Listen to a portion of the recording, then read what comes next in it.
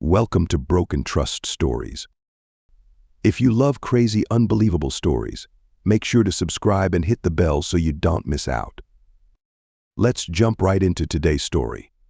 I beat my wife's blackmailer, but that's not the end of the story. There's no good way to discover that your wife has had sleep with another man, but believe me, some are worse than others. But surely the way that I found out must be the very worst of all. It was a day like so many others that had preceded it, and the weather, for that matter, from what I remember of it, was nothing exceptional. What was abnormal was that when I got home that evening, my wife of 6 years wasn't there. Robyn worked part-time in an insurance office for some guy called Tom Blowers, and had been there for 6 months or so, and would normally be home by that time. I'd been away on business for a few days and had been looking forward to being welcomed back into my lovely young wife's arms. Her not being there didn't especially worry me, but unfortunately my lack of concern was about to be blown out of the water. An hour later, and I was beginning to get concerned when the front doorbell rang. I jumped up and made for the door, speculating whether maybe Robyn had lost her key, but opening the door, I was surprised to find 2 police officers standing there. "Mr. John Fielding?" he asked calmly. "That's me," I answered, wondering what they could want. "Your wife is Robyn Fielding?" "That's correct," I confirmed, my insides turning to lead as I imagined what bad news that question could mean. It did. Much worse than I could ever have expected. "I'm very sorry, sir, but we have some bad news for you." The rest was a blur, and you'll have to excuse me if I won't, or rather can't, repeat it word for word. The bad news, of course, was that my Robyn, my beautiful young wife, was no longer with us. She wasn't home, with my dinner ready on the table, for the simple reason that some poor unfortunate soul had been dragging her lifeless body out of the river. She wouldn't be there with my dinner ready the next day, or the day after that. I cried a lot over that next few days. I cried and called out to the God that I'd never believed in, to demand how he could be so cruel. I opened her drawers and cupboards and stared for hours at her clothes and underwear, unable to accept that I would never again see any of them on my lovely wife anymore. People were good, or tried to be, but how could they console the inconsolable? I hardly knew her parents who lived abroad, but even so, ringing them with the news was simply awful. None of them could bring my Robyn back. Just when I thought I had reached the bottom of the pit, things got worse. They had no idea how Robyn could have ended up in the river on a perfectly normal spring day, or even why she should have been down in that part of the town. A post-mortem was duly carried out, and to my shock, it was discovered that Robyn had taken a whole load of tablets, probably sleeping tablets, shortly before entering the water. The term suicide was being bandied about, but at that stage not directly to me. The police came to see me and asked, maybe told me, that when I felt ready they would need to speak to me down at the station.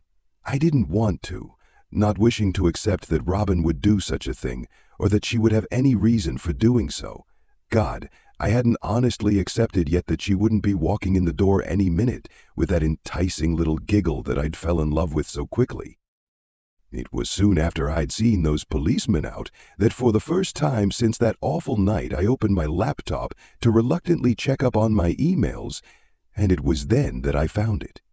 I found the object that sent my life swirling even further down the pan of life, a single sheet of paper.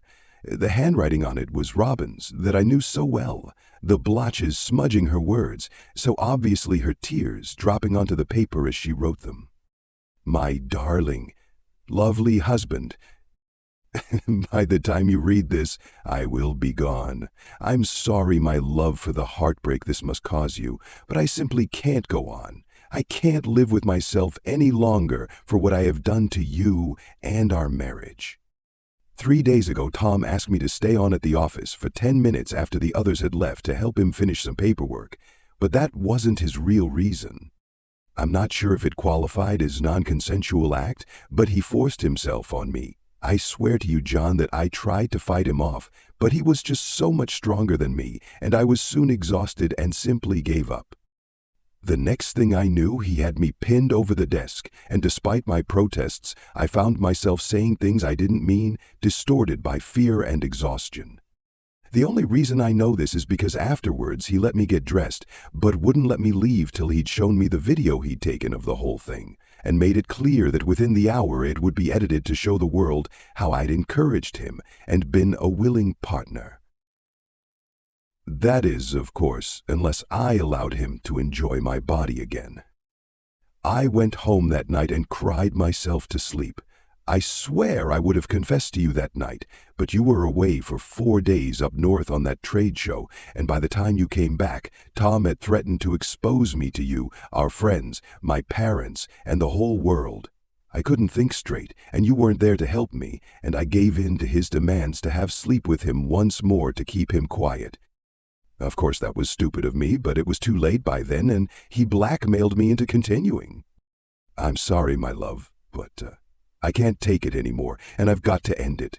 I can't face you when you come back, and I can't face the world, and I pray that you'll forgive me for taking the easy way out.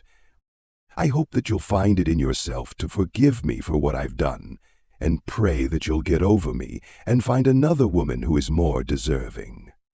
Your loving wife, Robyn. Words may exist to describe my feelings after reading the letter, but I can't seem to string them together.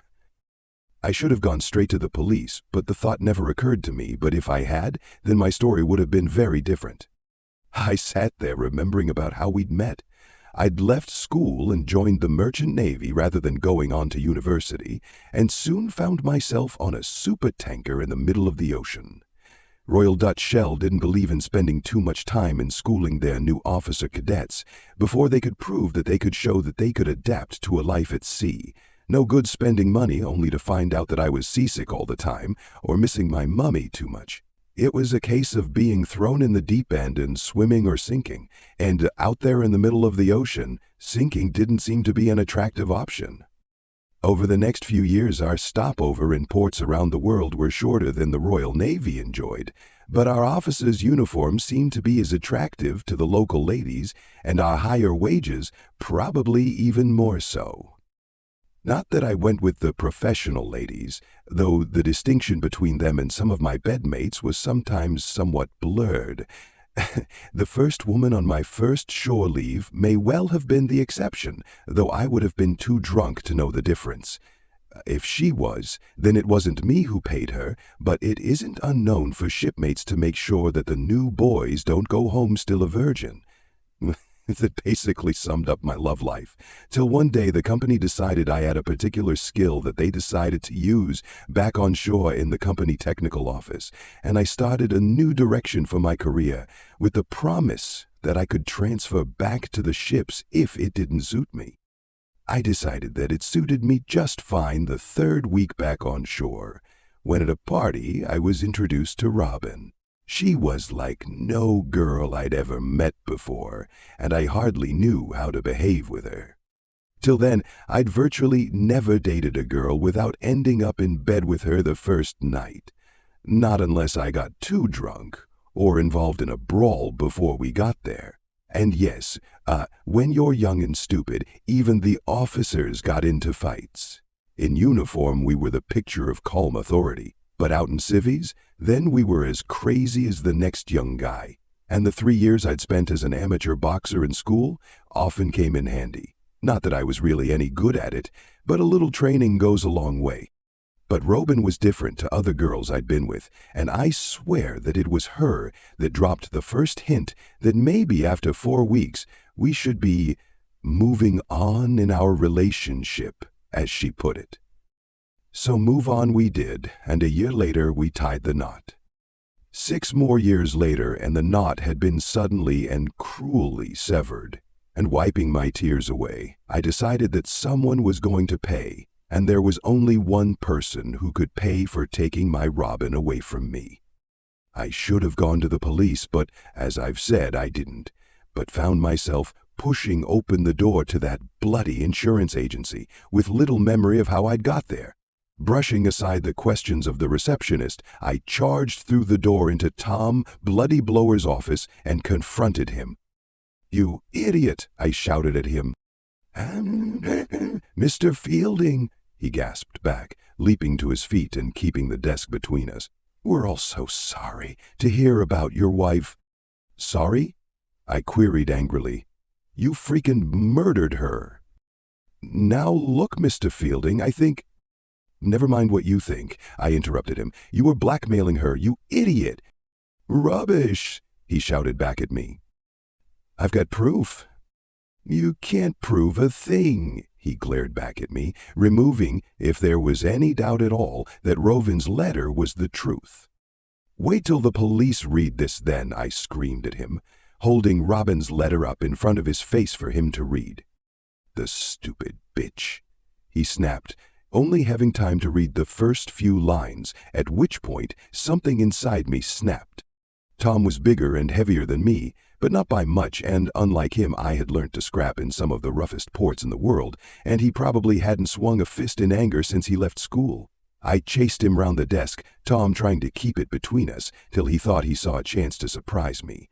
The punch was so long coming that I could have ducked easily, but I didn't even bother. His punch landed, but before he had a chance to prepare another, I'd hit him 4 or 5 times, knocking him to the floor. In my haste to inflict further punishment, I shoved angrily at the desk to get at him, only managing to upturn it on top of him. The bugger scurried behind it, trying to protect himself from the flurry of punches and kicks I rained down on him, screaming in frustration that I couldn't get at his face to kick his teeth into the back of his skull. It may have been the noise, it may have been the angry way I pushed past the receptionist, and possibly there was a squad car nearby, but the next thing I knew, the boys in blue were dragging me off the bloody mess below me, apparently tasering me when, in my fury, I turned on them as well. I woke up in prison, aching all over, surprised at my own violence, but not regretting it. I hoped I had killed him, whatever the consequences, and vowed that I would one day, when I discovered that I hadn't. For the first time in my life, I discovered what it felt to really hate someone. It wasn't a pleasant experience, but maybe in some strange way it eased my pain of losing my wife. The brain only has a certain capacity for emotion, I suppose, and the sorrow that had so dominated me had to make room for the hate that I then had. Tom was in hospital pretty badly beaten up, and I knew that I'd probably have to pay for that, but with the evidence I had of his blackmail, then he would suffer even worse at the hands of the court. That thought allowed me to settle down a little, until another suddenly hit me like an express train. My evidence. Where was it? In my haste to go and smash his face in, it hadn't occurred to me to make a copy of Robyn's letter, and when the police had dragged me out from Tom's office, then what had happened to it? Oh, shit. I convinced myself that justice would prevail and that the letter would turn up, but it simply never did. The state that Tom had been in, then it was doubtful that he'd been able to dispose of it, and the secretary/receptionist denied having seen it when questioned by the police. I pleaded and came to tears trying to persuade the law to pursue the matter, but alas, to no avail. What it came down to was my word against his that the letter even existed, and the mindset I was in, my sanity must have been under some suspicion. I'm pretty sure the investigating officer deep down believed my story, but without evidence, even I had to accept in the end that the case was dead in the water. Not so my case. I'd given Tom a thorough beating, and when asked if he wanted to press charges, he went for it. Not content with being responsible for my wife's death, he now wanted revenge on me. Not only that, but his solicitor opposed bail for me while I awaited trial, telling the court that his client was afraid for his safety if I was let out.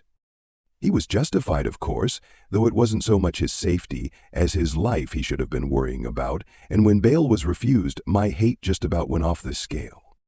The court case could have gone worse, all things considered, and I think I smiled for the first time in months when Tom limped up to give evidence, the marks that I'd put on him still evident. He avoided looking at me throughout his questioning, while my glare in his direction never wavered, and I did wonder if that affected some of the jury. The prosecution brought up the fact that I'd done some boxing and made it sound as if I'd been a professional or something and that I was a dangerous man out of control. My guy pointed out that it had been at a low level when I was at school and had no bearing on the case. My thoughts were that if my boxing was a problem, then they should have been concerned that I'd played soccer as well, because for sure I'd done him more damage by kicking him than with my fists, since he'd been hiding under that desk. The other thing that went my way was when my brief asked Tom if he thought I was justified in attacking him after blackmailing my wife and causing her suicide. "Objection!" shouted out the prosecuting brief, and the good judge quite correctly, unfortunately, allowed it, telling my man to be careful what he said, and instructing the jury to ignore the question. "Okay," my guy continued, facing Tom, "accepting that my client thought that you were blackmailing his wife, then do you think he was—" Which is as far as he got before there was another cry of, "Objection, Your Honor!" It took a good 10 minutes to regain quiet in the court, with another instruction to the jury to ignore my man's words and a pretty firm telling off for him as well. The prosecutor demanded a recess, but the judge refused, giving him a hard time also, a mild hint that he believed the blackmail accusation, even though he couldn't allow it to be aired in his courtroom. When it came to my turn to give evidence, it all started over again. When asked why I had beaten my late wife's employer up, and yes, my man phrased it that way, it gave me my chance to say my piece, but choosing my words carefully. After my wife committed suicide, I started hesitating and looking straight at the jury to make sure they took it all in. I found a letter from her telling me why she'd done so. The prosecuting brief leapt to his feet, but was beaten to it by the judge, who waved him to sit down, warning me to be careful what I said, and asking where this letter was now. "I left it in Blower's office when I went to beat him up for what he did to my wife," I replied, the judge waving down the other side's guy as he leapt to his feet again. "Mr. Fielding," he lectured me, sternly, "I've warned you to be careful what you say in my court." How can I answer the question honestly, man forcing himself on my wife and then blackmailing her and causing her to commit suicide? I managed to get in before the court erupted again. Shouts of "Objection!" and "Order in the court!" rang out, and this time everyone seemed to leap to their feet, even a couple of the jurors standing up and shouting, to add to the confusion. This time it was my guy who asked for a recess, and I think it was with relief that the judge granted it, ordering the two lawyers to his chambers immediately. I was never privy to what was discussed between the three of them, but before the case resumed later that afternoon, I was warned by my brief that though prosecution was a certainty, I'd had my day, and I should keep my mouth shut, and it would go well for me.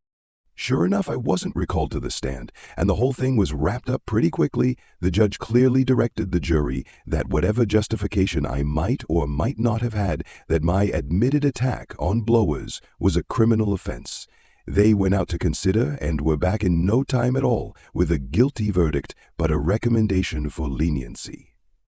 The judge duly gave me 3 months, which disappointed me, till he pointed out that I was now a free man, having already spent that time in prison on remand. The papers and local news channels picked up on it, and I kept my head down, having been warned that any inappropriate remarks by me could end up with me back in front of the judge.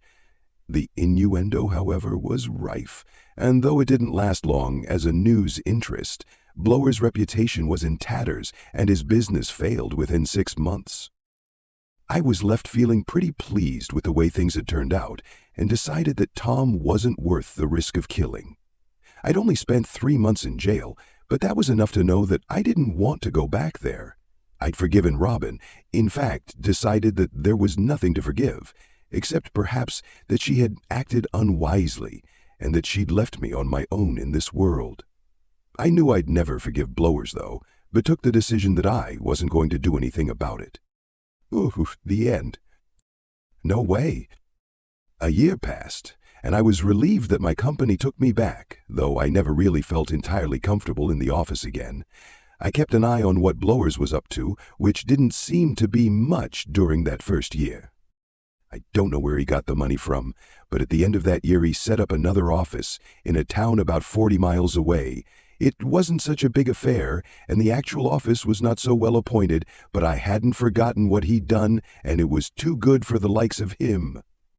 I caught him leaving his office one dark winter evening, and he may have guessed who it was, but had no real chance of confirming it. The first time it may have been considered a fair fight, but this time it wasn't. I didn't draw out the punishment, as I had a time scale to get back to where I still was officially, and the iron bar I'd taken to the party allowed me to do that.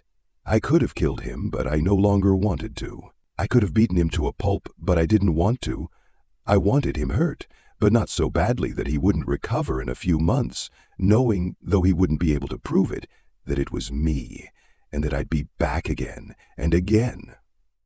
The police visited, of course, but I had a watertight alibi, having never left the ship that I'd spent the evening on visiting some old friends of mine, and you can't get much more watertight than a ship, can you?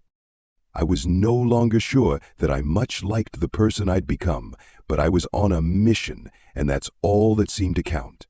I couldn't face dating, but for the first time in my life paid several women to scratch an itch that needed dealing with, but was always left feeling somehow unsatisfied, wanting the women to get out as soon as possible afterwards. My life was on hold, it seemed, and I had no idea how long it would be so. I knew I needed to change my life, so I took up the option of going back to sea, one that by then most of the other people in my office breathed a sigh of relief about. The other thing that I didn't need a psychologist to tell me was that I had to lose my obsession about making Blowers pay. It was ruining my life, and I had to get over it. I hated the idiot, but that hate was destroying my life more than it was his. But stupid, see? Busy. Back to sea and all would be well. But of course it didn't work out that way, did it? It was a few days before I was due to embark, off on my way to Kuwait for the 4th time that year, when it happened. Purely by chance, when walking down the street, I virtually bumped into him. "You idiot," he growled, stood there, just 3 feet between us. "Get lost," I threw back at him, backing off as he advanced on me. "You're going to pay Fielding," he threatened, and suddenly all my good intentions disappeared as if by magic. I had him. I had him where I wanted him, and he had no idea. I had him, and I was going to take the absolute best advantage of it. He took a swing at me, and I ducked somewhat clumsily, checking around to make sure that there were plenty of witnesses around us to confirm what was happening, that it was him making an unprovoked attack on me. He aimed another badly aimed punch at me, and this time I allowed his fist to graze my chin, exaggerating the effect by staggering back, wards. My boxing days, limited though they were, coming back to me. Again he leapt forward at me, another swing catching me somewhat unprepared and snapping my head back. Damn, that one hurt. Almost automatically, I released a straight left into his face, feeling something break under my fist, followed by a right aimed at his unprotected chin as he staggered back. I missed. I aimed too low and missed his chin by a good few inches.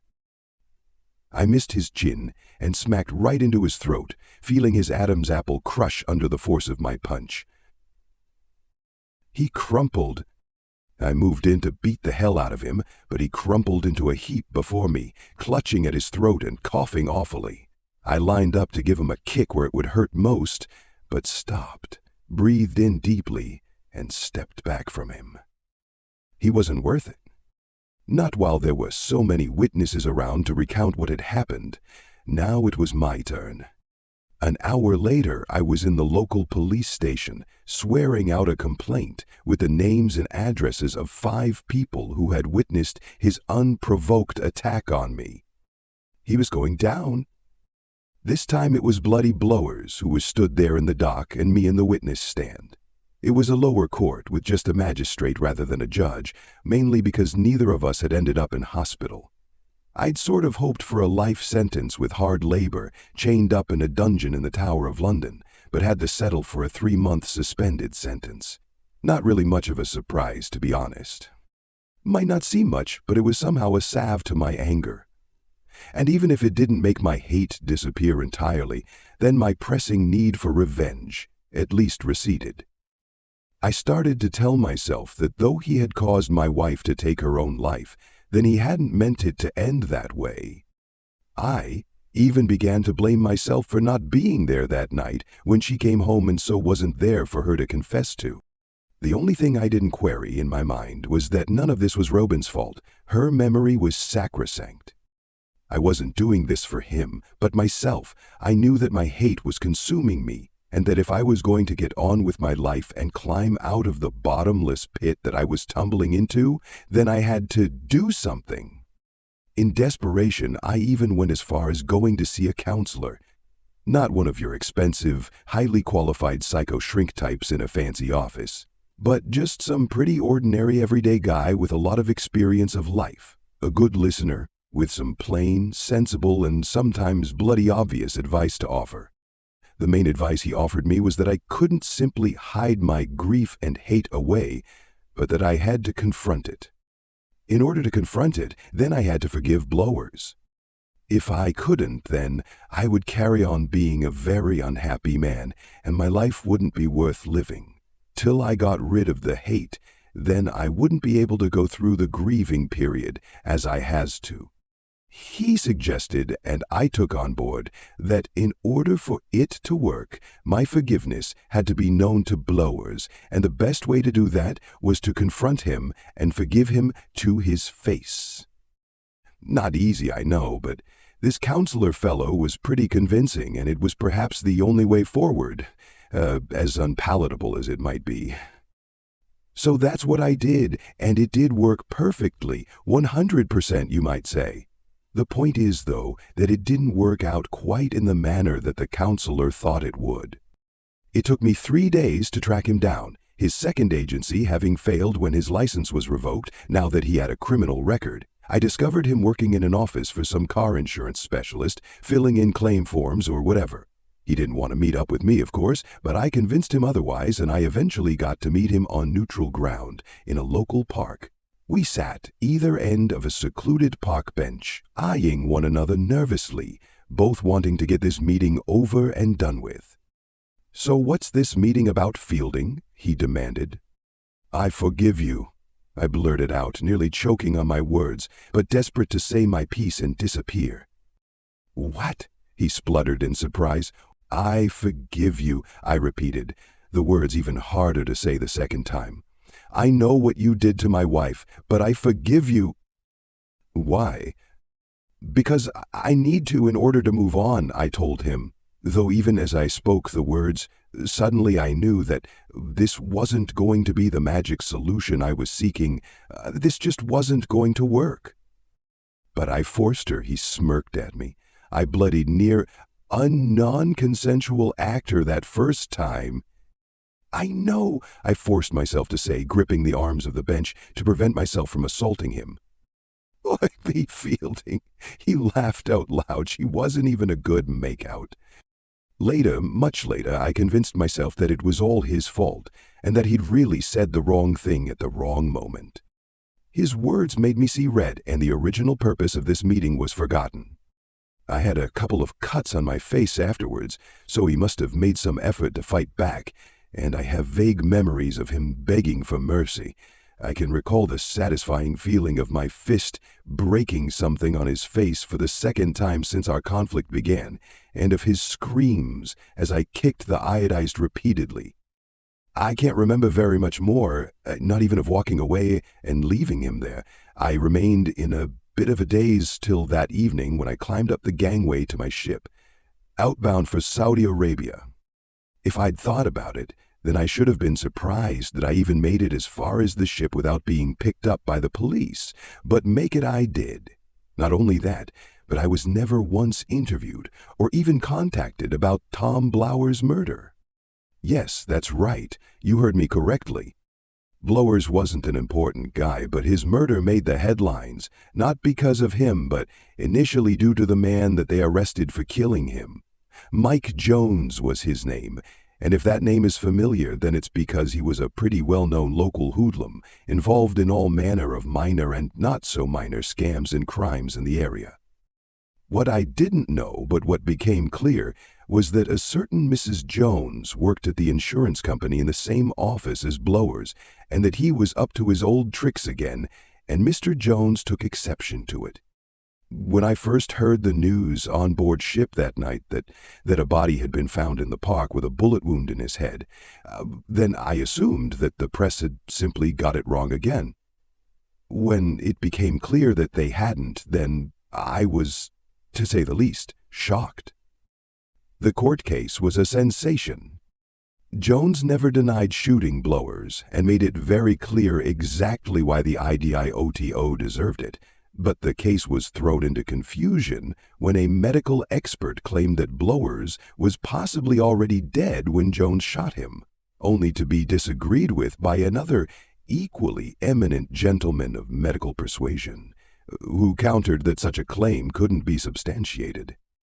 Jones, for his part, understanding that he could hardly be found guilty of murdering a man who was already dead, came up with the plausible story that he'd gone looking for Blowers and followed him into the park. When he'd found him lying senseless in a pool of blood by the park bench, then in anger he'd put a bullet into his brain anyway.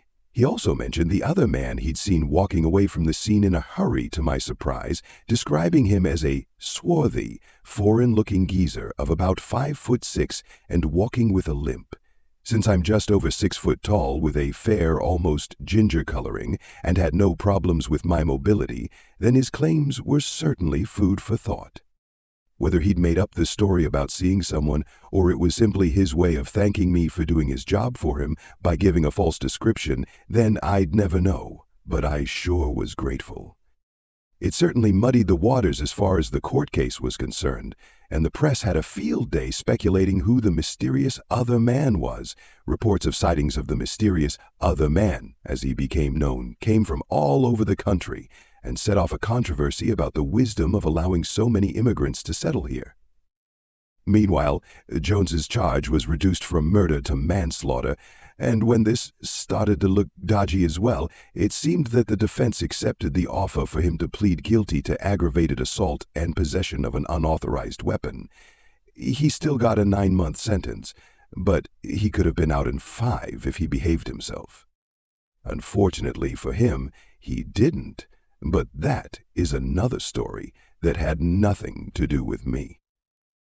So that left me not knowing whether I'd killed Blowers or not, and that was fine with me. I'd sort of kept my promise to myself that I'd kill the bugger one day without feeling that I'd become a murderer. My lovely Robyn was avenged, and my hate had no target left, and so, almost casually, disappeared. As the counselor had predicted, going to tell him of my forgiveness had worked out perfectly, just not in the way he'd predicted. And me? Well, I stayed on the ships for a few years, and even got my master's mate certificate. I wouldn't claim that I had a girl in every port during those years, but I did have a small but select list of telephone numbers of young ladies who were normally very pleased to see me. Eventually, my services were again sought back on shore, and by the time I retired, I ended up as Assistant Director of Operations, which pleased my wife no end. That's right, I found myself another special woman that I could give my love to, and with enough time for us to produce 2 lovely children.